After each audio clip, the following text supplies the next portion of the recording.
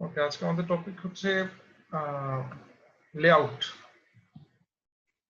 Layout বলতে কি বোঝায় সেটা আমরা একটু দেখছি। আচ্ছা মোহাইমিনুল, তুমি কি এই যে স্টুডেন্টদেরকে একটু অ্যাডমিট করতে পারবা? জি স্যার, আমি করতেছি স্যার। এই দেরিতে দেরিতে আসে আর লেকচারের মধ্যে ডিস্টার্ব হয়। Okay, layout is the arrangement of facilities in an area, arrangement of machineries inside a plant, arrangement of buildings inside a factory premises. ঠিক আছে? তাহলে আমরা যদি চিন্তা করি যে আমার রুমের, তুমি এখন যে রুমে আছো তোমার রুমের যে ফ্যাসিলিটিস গুলো আছে, যেমন আলমিরা আছে, বুক সেলফ বা রিডিং টেবিল, তোমার বেড, এগুলোকে তুমি যেভাবে রেখেছো, এই ফ্যাসিলিটিস গুলো যে অ্যারেঞ্জমেন্ট, সেটাকে বলা হচ্ছে লেআউট। হ্যাঁ, একটা স্পেসিফিক এরিয়া, এটাই লেআউট। এখন তুমি যদি ইন্ডাস্ট্রিয়াল পার্সপেক্টিভে চিন্তা করো, তাহলে একটা প্ল্যান্টের পার্সপেক্টিভে চিন্তা করো, একটা ফ্যাক্টরির পার্সপেক্টিভে যদি তুমি চিন্তা করো, তাহলে আমরা বলতে পারি যে ওই ফ্যাক্টরির মধ্যে যে বিল্ডিংস গুলো আছে, সেই বিল্ডিংস গুলো একটা লেআউট। প্রত্যেকটা বিল্ডিং এর মধ্যে আমি যদি ফ্যাক্টরির কথা চিন্তা করি, যে ফ্যাক্টরি বিল্ডিং আছে, সেই ফ্যাক্টরি বিল্ডিং এর কোথায় কি থাকবে, কোথায় কোন মেশিনারিজ থাকবে, সেটা ওই ফ্যাক্টরির লেআউট। আমরা এইভাবে সামনে এগোতে পারি। Generally factory layout means the layout or arrangement of machineries in a room. একটা রুমের মধ্যে মেশিনারি গুলো কিভাবে থাকে, যে অ্যারেঞ্জমেন্টটা, সেটাকে বলা হচ্ছে ফ্যাক্টরি লেআউট। তো একটা bird's eye view of our beloved organization CUET. Okay, layout of CUET আমরা যদি দেখি, এখানে স্ট্রেট একটা রাস্তা চলে গিয়েছে। এর হল গুলো বামে আছে, লেডিস হল গুলো ডানের পেছনের সাইডে আছে, ফুটবল ফিল্ড আছে, অ্যাডমিনিস্ট্রেটিভ বিল্ডিং আছে, একাডেমিক বিল্ডিং আছে। এগুলোই কিন্তু লেআউট। তুমি খেয়াল করো এইখানে অ্যারেঞ্জমেন্টটা খুব একটা প্ল্যান্ড মনে নাও হতে পারে তোমার, বাট তুমি যদি কখনো আমাদের পাওয়ার প্ল্যান্ট যেটা আছে, তুমি যদি কখনো বঙ্গবন্ধু হলের 5 তলার ছাদ ছাদ থেকে যদি দেখো, পাওয়ার প্ল্যান্টের বিল্ডিং গুলো দেখবা খুব আইডেন্টিক্যাল বিল্ডিং উইথ কালার, এবং এটার শেপ সাইজ অলমোস্ট আইডেন্টিক্যাল। ঠিক আছে? তো এগুলো কিন্তু কাইন্ড অফ লেআউট। আমরা একটা ইন্ডাস্ট্রিয়াল লেআউটের কথা চিন্তা করি। ইন্ডাস্ট্রির মধ্যে স্টোর রুম আছে, মনে করো এই চুয়েটের লেআউটের মধ্যে একটা ওয়ার্কশপ, একটা স্পেস, সেটা একটা ইন্ডাস্ট্রি সাপোজ। সেই ওয়ার্কশপের মধ্যে চিন্তা করি আমরা একটা স্টোর রুম আছে, সেখান থেকে কাটিং ডিপার্টমেন্ট আছে, panel checking department, printing department, stitching, finishing, checking, packing, loading. তুমি যদি এটা সিম্পলি চিন্তা করো যে একটা ইন্ডাস্ট্রির মধ্যে কিন্তু প্রত্যেকটা ডিপার্টমেন্ট আলাদা আলাদা আছে, এবং সবার জন্য কিন্তু ইন্ডিভিজুয়াল রুম আছে, ইন্ডিভিজুয়াল স্পেস আছে। ওকে, এটাই কিন্তু আমার লেআউট। ঠিক আছে, এটাই কিন্তু layout.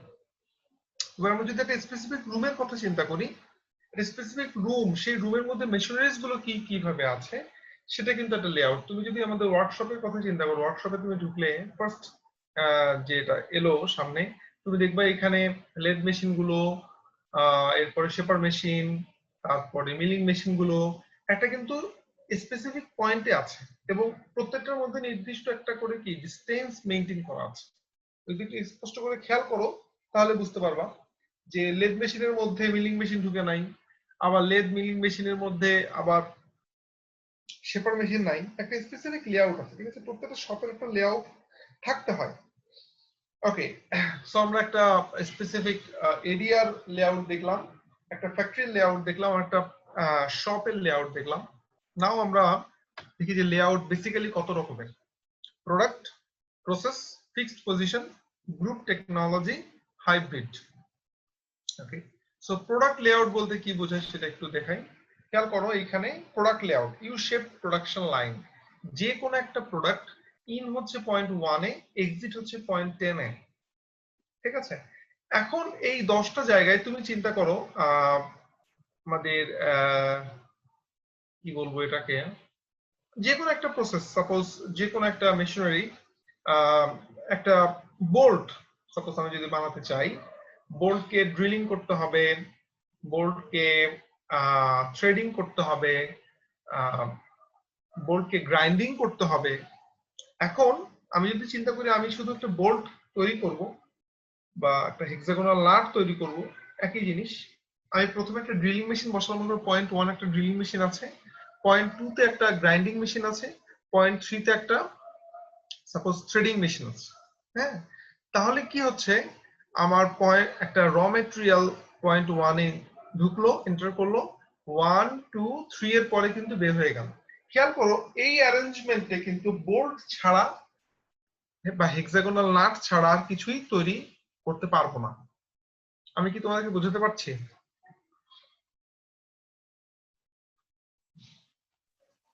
Do G you sir. hear me?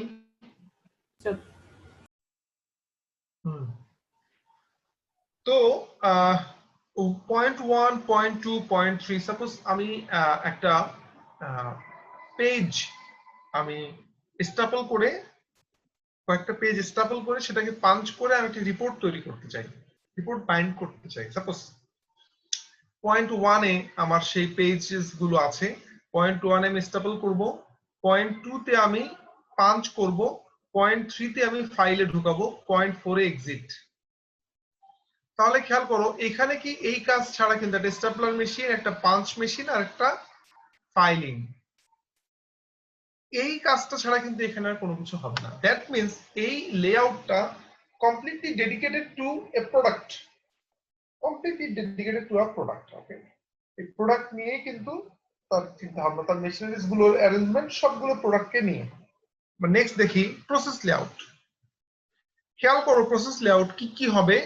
আমি একটা রুমে 10টা স্টাপলার মেশিন আছে, পাশের রুমে আরো 10টা পাঞ্চ মেশিন আছে, তার পাশের রুমে ফাইল আছে।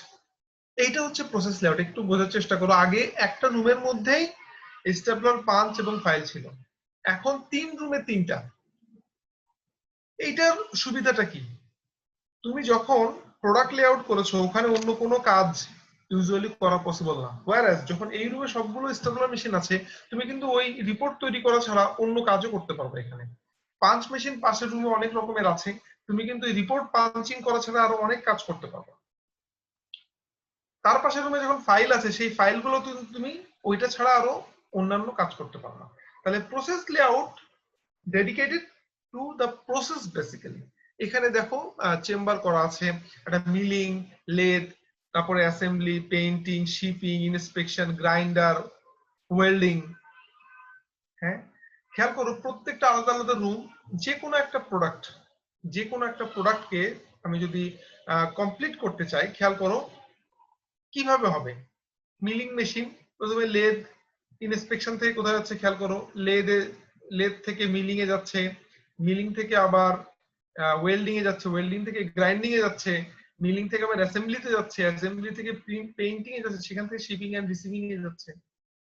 মানে প্রসেস, একটা প্রসেস নিয়ে কাজ করে, যে একটা রুম একটা স্পেস স্পেসিফিক প্রসেস নিয়ে তারা ডিল করবে। হোয়ারএজ এর আগে কি ছিল আমাদের, যে ইন্ডিভিজুয়াল আমার ছিল যে আমি প্রোডাক্ট নিয়ে কাজ করেছি। তো নেক্সট দেখি আমরা fixed position layout. Fixed position layout, এখানে খেয়াল করো মাঝখানে জব আছে, এর সব দিক থেকে আমার ইনস্ট্রুমেন্ট জবের কাছে আছে, welding, grinding, paint, assembly, share, drill সব একটা স্পেসিফিক জায়গায় আছে। খেয়াল করো একটা এরোপ্লেনের একটা উইং যদি কোনো কারণে প্রবলেম হয়, এরোপ্লেনের ওয়ার্কশপটাতে জাস্ট এরোপ্লেনটা ঢুকবে, এরপরে কিন্তু খেয়াল করো drill machine, weld machine, shear machine, grind machine সব কিন্তু এরোপ্লেনের কাছে নিয়ে আসতে হবে। এরোপ্লেন কিন্তু ইন্ডিভিজুয়ালি ড্রিল মেশিনের কাছে যাবে না, ওয়েল্ডিং হবে না, গ্রাইন্ডিং হবে না, পেইন্টিং হবে না। এটা বুঝতে পারছো খুব সুন্দর করে তোমরা। ফিক্সড পজিশন, যেখানে জবটা ফিক্স থাকবে, আমার স্পেসিফিক মেশিনারি যেগুলো আছে সেগুলো মুভ করবে। ওকে, এবার আমরা যা একটা আছে ফিক্সড পজিশন, দেন আছে গ্রুপ টেকনোলজি। এটা একটা ব্ল্যাঙ্ক রেখেছি, আসলে এটা এক্সপ্লেইন করার বিষয়। গ্রুপ টেকনোলজি লেআউট, সাপোজ আমার 1000টা প্রোডাক্ট তৈরি হবে, 1000টা প্রোডাক্ট, এই প্রোডাকশন লাইনের 50টা 60টা 70টা করে ব্যাচ আছে, ডিফারেন্ট ব্যাচ আছে। এই 50টা ব্যাচের জন্য এক রকমের লাগবে, 60টা ব্যাচের জন্য আরেক রকমের লাগবে। তুমি একটা জিনিস খেয়াল করো, আমাদের যে বিস্কুট, ডিফারেন্ট টাইপের যে বিস্কুট গুলো আছে, সাপোজ কি বলবো, যে কোনো সাপোজ প্রাণের একটা প্রোডাক্ট, খেয়াল করো যে প্যাকেজিংটা, একটা প্যাকেজিং আছে 5 টাকার, একটা প্যাকেজিং আছে 15 টাকার, একটা প্যাকেজিং আছে 50 টাকার। তোমরা বুঝতে পারছো না আমি কি বলতে চাইছি? বিস্কিট কিন্তু একই, তাহলে বিস্কুট গুলো একই হওয়ার পরে কিন্তু সেখানে টোটাল আমি ধরে নিচ্ছি 1000টা বিস্কুট হচ্ছে, তার মধ্যে 100টা বিস্কুট চলে যাবে 2 টাকার প্যাকেটে, আর 500টা চলে যাবে মনে করো 5 টাকার প্যাকেটে, আর বাকি থাকে যে 400টা সেটা যাবে 10 টাকার প্যাকেটে। তাহলে এই যে গ্রুপ গুলো আলাদা আলাদা হয়ে যাচ্ছে, ঠিক আছে, একে বলা হচ্ছে গ্রুপ টেকনোলজি লেআউট। এরপর যদি আমরা দেখি হাইব্রিড লেআউট আছে। হাইব্রিড লেআউটে প্রসেস এবং প্রোডাক্ট দুইটা লেআউটই থাকবে। খেয়াল করো এখানে একটা রেক্টেঙ্গুলার অপশন দেখানো আছে, এক পাশে স্টোর রুম আর এক পাশে স্টক রুম। স্টোর রুম থেকে আমার জিনিসপত্র নিয়ে আমার এখানে খেয়াল করো একটা লাইন আছে, প্রথম কলাম যেটা সেটা হচ্ছে ফরজিং হ্যামার, পরের কলামটা হচ্ছে হবিং মেশিন, তারপরে একটা হিট ট্রিটমেন্ট ফার্নেস, তারপরে গিয়ার ফিনিশিং মেশিন। তো লেফট টু রাইট হচ্ছে product layout, left to right product layout. কিন্তু কোনো কারণে এই প্রথম মেশিন যদি ফেল করে সেকেন্ড মেশিন এখানে রিপ্লেস করবে। এখানে 4টা মেশিন আছে প্রসেস নিয়ে, এইখানে এতগুলো মেশিন আছে, আমার হবিং মেশিন আছে 5টা, হিট ট্রিটমেন্ট ফার্নেস আছে 2টা। কোনো কারণে যদি একটা ফেল করে আরেকটা আসবে, একটা ফেল করে আরেকটা আসবে, ঠিক আছে। আর কিন্তু লেফট টু রাইটই মুভ করতেছে এটা, দ্যাট মিন্স প্রোডাক্ট লেআউট হিসেবেই আছে, কিন্তু কোনো একটা মেশিন যদি ফেল করে আরেকটা মেশিন সাথে সাথে সেখানে ব্যাকআপ দেওয়ার জন্য রেডি আছে। এইটাকে বলা হচ্ছে প্রসেস এবং প্রোডাক্টের কম্বিনেশন, বলা হচ্ছে হাইব্রিড লেআউট, ঠিক আছে। তো আমরা 5 রকমের লেআউট সম্পর্কে জানলাম, প্রোডাক্ট, প্রসেস, তারপর ফিক্সড পজিশন, গ্রুপ টেকনোলজি এবং হাইব্রিড লেআউট। আমরা যদি ব্যাড লেআউটটা দেখি ইফেক্টটা কি হবে খেয়াল করো। মোট 7টা পয়েন্ট আছে, এই 7টা পয়েন্ট খেয়াল করো, এটা হচ্ছে আগের অবস্থা, এটা হচ্ছে আগের অবস্থা। 1 থেকে 2, 2 থেকে 3, 4, 4 থেকে 5, 5 থেকে 6, 6 থেকে 7, মানে কি এলোমেলো সিচুয়েশন। তুমি জাস্ট চিন্তা করো একটু যে তোমার একটা বুফে তুমি খেতে গিয়েছো একটা রেস্টুরেন্টে, সেখানে খুব সুন্দর করে সাজানো আছে। তো সাজানোর যে সিকোয়েন্সটা, ওকে শুরুতেই স্যুপ না রেখে শুরুতে থাকলো মিট, মিটের পরে থাকলো সাপোজ আমার রাইস, রাইসের পরে থাকতেছে সালাদ, সালাদের পরে থাকলো ফিশ। খেয়াল করো তুমি, তুমি কিন্তু প্লেটে যখন নিবা তোমার কিন্তু প্রথমে রাইস নিতে হবে, সেখান থেকে আবার ফিশের কাছে যেতে হবে, এরপরে আবার সালাদের কাছে যেতে হবে, মানে কি ডিশগুলো এলোমেলো ভাবে রাখা থাকলে তোমাকে কিন্তু মুভমেন্ট করতে হচ্ছে বেশি। কিন্তু ক্রোনোলজিক্যাল অর্ডারে থাকে যে শুরুতে সালাদ থাকলো, এরপরে রাইস থাকলো, তারপরে ভেজিটেবল, তারপরে ফিশ, তারপরে মিট, যদি এইভাবে থাকে তোমার কিন্তু নিতে সুবিধা হবে, তোমার কিন্তু ব্যাকে আসতে হচ্ছে না, ঠিক আছে, ব্যাকে কিন্তু আসতে হচ্ছে না। আবার ধরো প্লেট গুলো একদম লাইনের শেষ মাথায়, আবার স্পুন গুলো আরেক মাথায়, তোমার কিন্তু মুভমেন্ট বেশি হচ্ছে, তাহলে কি হলো তোমার আনপ্রোডাক্টিভ ওয়েতে কাজটা হবে। কাজ হচ্ছে কিন্তু খাওয়া দাওয়া সবাই করছে, বাট ইউজুয়ালি ওখানে যদি 100 জন খেতে পারে, আমি যদি একটা সিকোয়েন্স মেইনটেইন করতে পারি সেখানে 150 জন খেতে পারবে। একটা অ্যাব্রাপ্ট ক্যালকুলেশন বললাম। তো এই হচ্ছে একটা ব্যাড লেআউটের প্রবলেম, ঠিক আছে। তো প্রবলেম গুলো কি কি আছে আমরা লিটারেচারে দেখি একটু। ইফেক্ট অফ ব্যাড লেআউট কি কি আছে একটু খেয়াল করি। More time is required for material handling causing increase in manufacturing time and thus production rate decreases, cost increases. বুঝতে পারছি আমরা ব্যাড লেআউট যদি হয় মুভমেন্ট অনেক বেশি, ম্যাটেরিয়াল হ্যান্ডলিংটা অনেক বেশি, মুভমেন্ট, ম্যাটেরিয়ালের মুভমেন্ট অনেক বেশি হচ্ছে, সময় যাচ্ছে, ম্যানুফ্যাকচারিং টাইম বাড়ছে, প্রোডাকশন রেট কমছে। প্রোডাকশন রেট কমা মানে দাম বেড়ে যাবে, খুব simple. Hampers production as each stations require standard space। খেয়াল করো ব্যাড লেআউট যখন হয়, হ্যান্ড রেজ করেছে একজন, কেন বলো তো?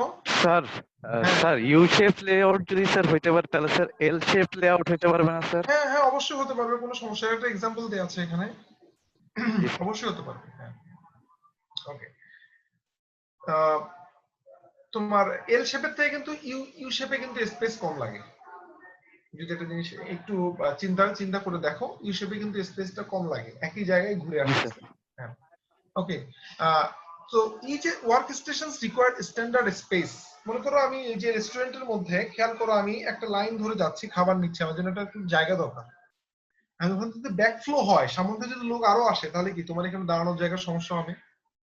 একটা প্রত্যেকটা ওয়ার্ক স্টেশনে একটা স্পেসিফিক কি তোমার স্পেস দরকার, কাজ করার একটা স্পেস দরকার, ডানে বামে একটা কাজ করার স্পেস দরকার। সেটা কিন্তু সম্ভব হয় না যদি ব্যাড লেআউট থাকে, তাহলে তুমি সেখানে সেই কাজটা করতে পারবে না পারফেক্টলি, দ্যাট মিন্স বেস্ট পারফরম্যান্সটা আসবে না। ঠিক আছে।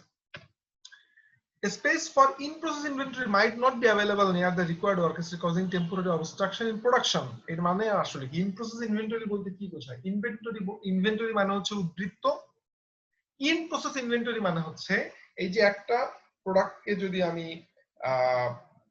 পিন স্ট্যাপল করি, দেন পাঞ্চিং করি, দেন ফাইলিং করি, এই যে স্ট্যাপল করে আমি যে রাখছি, একজন মানুষ কিন্তু বসে আছে, সে শুধু স্ট্যাপলই করছে কন্টিনিউয়াস।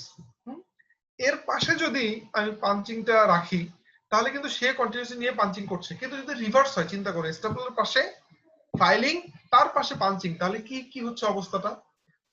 স্ট্যাপল করার পরে যে ইনভেন্টরিটা হচ্ছে, এটাকে ইন প্রসেস ইনভেন্টরি বলা হচ্ছে, যে জমে যাচ্ছে এগুলো কিন্তু শিফট করে আরেক জায়গায় নিতে হচ্ছে, সেখান থেকে আবার ফাইলিং এর কাছে নিয়ে আসতে হবে। ঠিক আছে, এইটাকে বলা হচ্ছে ইন প্রসেস ইনভেন্টরি। যদি ব্যাড লেআউট হয় ইন প্রসেস ইনভেন্টরির ক্ষেত্রে আমার স্পেস রিকোয়ারমেন্টটা অনেক বেশি লাগে, যেটা আনঅ্যাভেলেবল হওয়ার চান্স বেশি ফ্যাক্টরিতে, সেক্ষেত্রে আমার হ্যাম্পার হচ্ছে প্রোডাকশনে। বুঝতেই পারছি আমরা। Congested layout or unscientific layout is not helpful for healthy work environment. এটা একটা ফ্যাক্ট। হেলদি ওয়ার্ক এনভায়রনমেন্ট বলতে আমরা কি বুঝি সেটা আমরা জানি। Enough light, enough air flow, enough space. ঠিক আছে, এটা হচ্ছে হেলদি ওয়ার্ক এনভায়রনমেন্ট। আমি একটা ওই দিন একটা ইন্ডাস্ট্রিতে গেলাম, এটাকে কটন ইন্ডাস্ট্রিতে গেলাম। তো সেখানে কটন গুলো তৈরি হচ্ছে, ভিতরের টেম্পারেচার আমি ঢুকেই খেয়াল করলাম যে অনেক গরম। আমি এক পর্যায়ে জিজ্ঞাসাই করলাম যে আশেপাশে ঠান্ডা, এখানে গরম কেন? বললো যে এটা 30 ডিগ্রি সেন্টিগ্রেড টেম্পারেচার রাখতেই হবে, নাহলে ময়েশ্চার অ্যাবজর্ব হওয়ার চান্স আছে, সেক্ষেত্রে ফিনিশিংটা ভালো হবে না। তো এই যে হেলদি ওয়ার্ক এনভায়রনমেন্ট, যারা ওইখানে কাজ করে তারা ডেডিকেটেড, যে আমি জানি ওখানে 30 ডিগ্রি সেন্টিগ্রেড টেম্পারেচার, কিন্তু ইউজুয়ালি 30 ডিগ্রি বা 35 ডিগ্রি বা 36 ডিগ্রিতে কিন্তু আমরা কাজ করতে অভ্যস্ত নই। ব্যাড লেআউট হলে যেটা হবে, আমার ইনসাফিসিয়েন্ট স্পেস যখন হবে, তখন কিন্তু টেম্পারেচার, এমনিতেই মানুষজনের মুভমেন্ট বেড়ে যাবে, খুবই সিম্পল, সেক্ষেত্রে কিন্তু ইনসাইড টেম্পারেচারটা বেড়ে যাবে, লাইটিং প্রবলেম হবে। ঠিক আছে, so decline in workers motivation, কাজ করার আগ্রহ হারিয়ে যেতে পারে।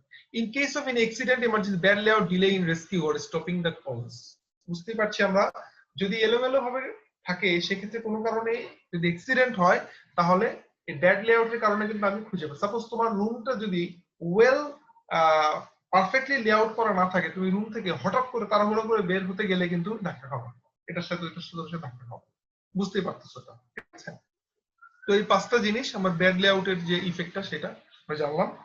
নেক্সট আমরা যদি চিন্তা করি প্রসেস লেআউট এবং প্রোডাক্ট লেআউটের মধ্যে পার্থক্যটা কি?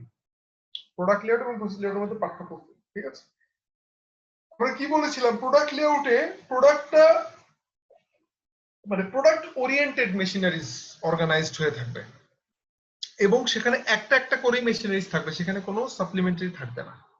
ঠিক আছে, তাহলে যদি একজন ওয়ার্কার অ্যাবসেন্ট থাকে, production is delayed until a substitute is arranged. যতক্ষণ পর্যন্ত আরেকজন আসবে না, ততক্ষণ পর্যন্ত এই কাজটা ডিলে হয়ে থাকবে।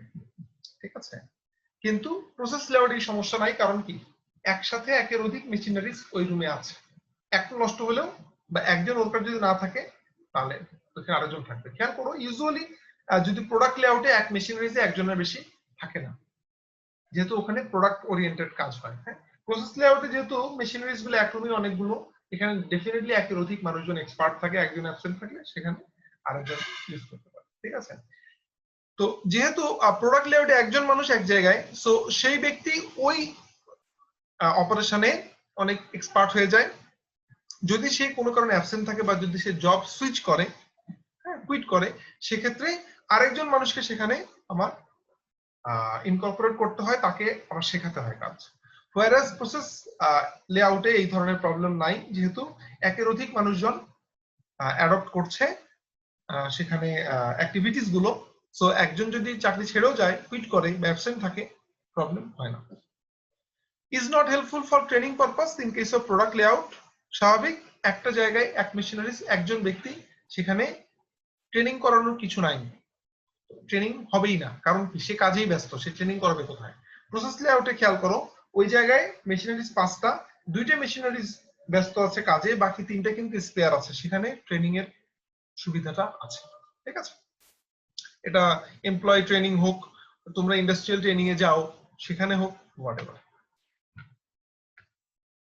প্রোডাক্ট লেআউটে less floor space is needed, so material handling cost is less. এটা বুঝতে পারছি আমরা, একই রুমে সব ফ্যাসিলিটিস থাকলে ম্যাটেরিয়ালের হ্যান্ডলিং টাইম কমে যায়, এর ফলে কি মুভমেন্ট কমে যায়, এই জন্য স্পেসও কম লাগে, কস্ট কম, স্পেস কম, কস্ট কম। আর প্রসেস লেআউটে একটা specific room dedicated for single process, তাহলে ম্যাটেরিয়াল হ্যান্ডলিং টাইমটা বেশি, কস্টিংটা বেশি, এই জন্য এক্সপেন্সিভ হয়ে যায়। ঠিক আছে, ইন প্রসেস ইনভেন্টরির জন্য প্রোডাক্ট লেআউটে এনাফ স্পেস নাই, বা খুব একটা স্পেস দরকারও হয় না, কারণ কি একটার পাশে আরেকটা, একটার পাশে আরেকটা, একটার পাশে আরেকটা, এখানে দিয়ে পাশেটা দিচ্ছি, পাশেটা দিয়ে দিচ্ছি, তাহলে কি দরকার নাই, ইন প্রসেস ইনভেন্টরির প্রয়োজন নাই। আর যখন এক রুম থেকে আমি আরেক রুমে নিয়ে যাব, তখন কিন্তু আমি প্রত্যেকটা জিনিস ইন্ডিভিজুয়ালি মুভ করতে পারবো না। একটা এখানে একটা তোমার পাইলিং আপ করার পরে এটাকে পাশের রুমে নিয়ে যেতে হবে। ঠিক আছে, তো স্পেস খুব বেশি প্রয়োজন নাই ইন প্রসেস ইনভেন্টরির জন্য, প্রোডাক্ট লেআউটে, প্রসেস লেআউটে প্রয়োজন আছে। আর design of material handling system is easier, product লেআউটে, প্রসেস লেআউটে একটু ডিফিকাল্ট। ঠিক আছে, তো পরীক্ষায় মাঝে মধ্যে এটা আসে এবং সবই ঠিকঠাক লিখো তোমরা, কিন্তু প্রোডাক্ট লেআউট এবং প্রসেস লেআউটের যে নামটা চেঞ্জ হয়ে যায়, প্রোডাক্টের জায়গায় প্রসেস, প্রসেসের জায়গায় প্রোডাক্ট হয়ে যায়, এর ফলে কি হয় পুরো জিনিসটাই শূন্য হয়ে যায়, তুমি লিখতেছো ঠিকই কিন্তু হেডিংটা চেঞ্জ।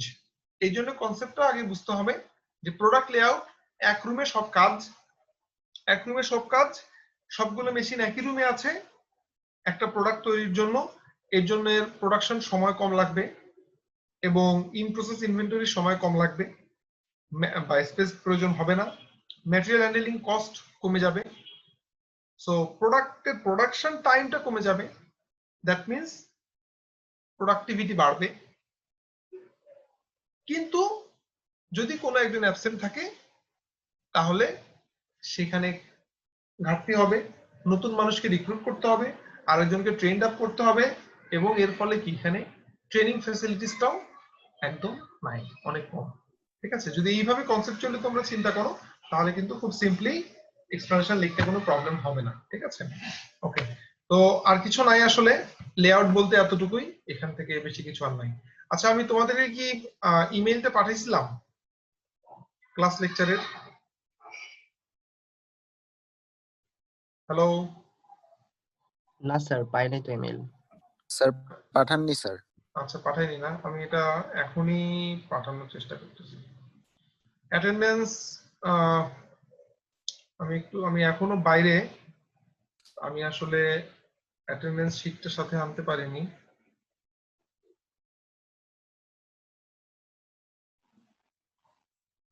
রেকর্ডিং বন্ধ করলেই হয় স্যার আস্তে এখন। আস্তে স্যার।